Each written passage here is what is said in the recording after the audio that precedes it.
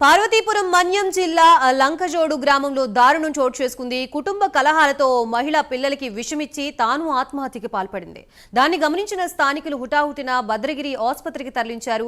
మెరుగైన వైద్యం కోసం వైద్యులు పార్వతీపురం ప్రభుత్వ ఆసుపత్రికి తరలించారు. చిన్నారుల తండ్రి రమేష్ పార్వతీపురంలో పోలీస్ కానిస్టేబుల్ గా విధులు నిర్వహిస్తున్నారు.